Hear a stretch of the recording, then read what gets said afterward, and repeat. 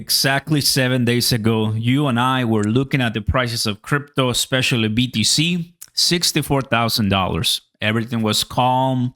Then the day later, Sunday, all the way down to $58,000. It's been a week of looking at the market a little bit bearish, people wondering when's the lowest, but $60,000 BTC right now. Ethereum, we've seen a lot of great breaking news when it comes to crypto in the last 7 days. We continue to be bullish. Welcome to SlamX, everybody. The pulse, the beat here with Oscar Ramos telling you what's happening with the crypto space. And this is what's happening on what I got for you by the end of this video, the latest news on the price of BTC, which we start at $60,000. But we went all the way to 62, from 64 to 58. And I'm using different indicators, using Bollinger Bands, RSI, MACD, and moving averages. We notice that as of right now, price of BTC is well oversold. That means that many whales, a lot of different people, right, and especially in altcoins, are taking the opportunity and buying the dip. In the dip of the dip. You know how it goes. Guys, to start, this happened on the 25th. The SEC chair, Gary Gensler, says that the process of the Ethereum ETF approval is going smoothly. You probably saw this. If not, this is good news because the ETF was approved, but it's still not yet launched. And we're expecting that early in July it's going to be launched. And well, that could give us really great pumps. And I think a different change in the market that we much need. Now, also, SEC once again sues. They continue suing and attacking the crypto industry as always. Consensys alleging MetaMask is an unregistered securities broker. This happened very early, less than 48 hours ago. So there's going to be a lot of back and forth, more to discuss, lawyer up, and take a look at who wins at the end of the day. Hopefully things change. Number 3, 21 shares, Bannock and ARK Invest. They start officially filing for a Solana ETF. The last 7 days, we saw the breaking news,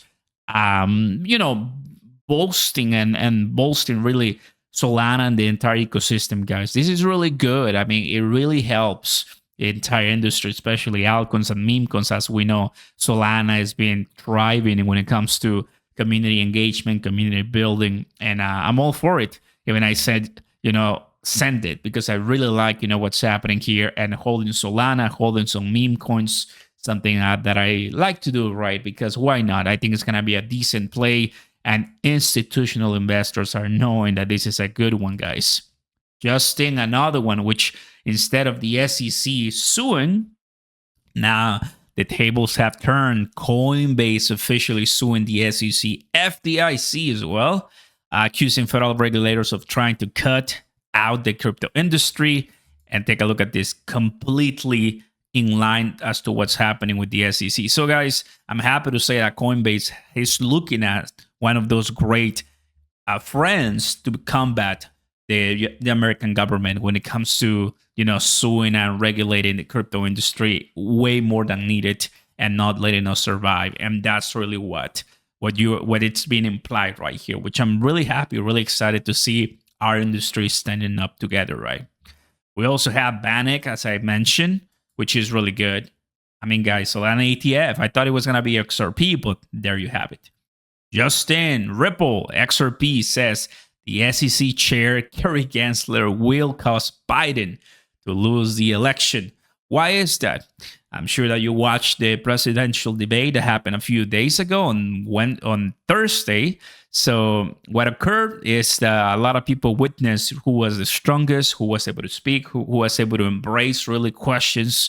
And we need a president, obviously, here in the U.S. that understands trends and knows how to react fast and furious and has an idea of what in the world is going on. And he's implying that, saying that the crypto industry is not going to be voting for someone who is anti-crypto, for someone who is not understanding blockchain, and where we really need to embrace this Web3 community that billions of dollars are in play. And for sure, nobody's going to stop us. No president, no regulator, no agencies are going to stop crypto. So that's why, Ripple CEO is saying, hey, come on. If Gary Gensler continues policing and just hunting us, that's what's going to be really what's going to lose Biden the election. Guys, the fear and greed index as of right now, we went all the way down to fear with the $58,000 that I told you at the very beginning of the video. It's not as common to see a major drop right here. Like this was sad. Now, are we gonna play another one, maybe down to 56 or so? That's about to be seen. But by looking at how the price it is compared to our indicators, we are already at a decent price to get in. But there's always some surprises in crypto. Just be warned. And last but not least, guys, what you're seeing right now on the screen is a rainbow chart. And we were at some point at HODL, hold on for dear life. Like we were, getting back up in price, but you can still see we're now close to 70,000. And I am pretty positive that eventually, once we launch that Ethereum ETF, once we start getting back up, cutting the interest rate, getting lower federal funds rate, and attaching some wins, especially in those lawsuits, crypto is going to become unstoppable. And that's where you're going to see major price appreciation. That's what happened this week, everybody. As always, I remain bullish. This is Oscar Ramos for SlamX. Take a look at the links down below. Join the community. Go ahead to the website. Take a look at the analytics. And I'll see you next time. Please join us and watch all of our specials, live streams, and videos. There's more to come for you. Peace.